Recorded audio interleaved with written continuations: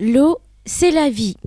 C'est le leitmotiv de l'association suisse 1, 2, 3 Action qui s'est engagée depuis 2016 à offrir aux communautés rurales du Togo des forages d'eau potable. À la rencontre de ces populations, une délégation de la dite association, conduite par son président, a séjourné au Togo du 17 au 21 mars où elle a procédé à l'inauguration des forages réalisés en ce début d'année 2018 et lancé les travaux de construction de nouveaux forages dans les villages Kopeyeye Nord dans la préfecture de Hao. Devant les témoignages de satisfaction des bénéficiaires, la délégation exprime sa satisfaction.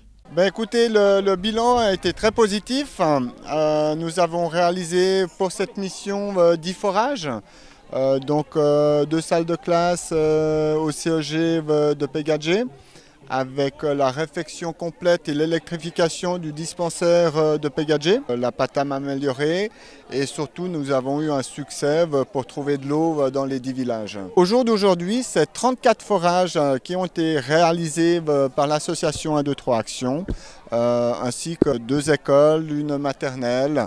Étant donné que le défi d'accès à l'eau potable reste encore grand, l'association 1, 2, 3 Action s'engage à offrir aux populations d'autres contrées des forages d'eau potable et satisfaire d'autres urgences, notamment celles liées au manque d'infrastructures de soins, de santé et d'éducation. On est vraiment très content des résultats de la mission mars 2018.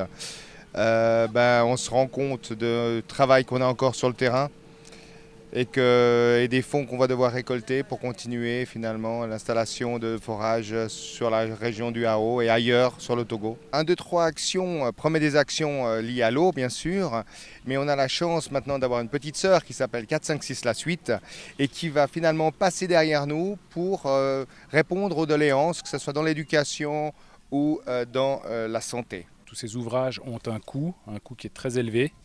Et donc la seule chose qu'on demande en échange de ces ouvrages, c'est qu'ils en prennent le plus grand soin, c'est que l'entretien soit fait et puis quand il y a des problèmes un peu plus importants, qu'ils n'hésitent pas à contacter l'équipe de Loris.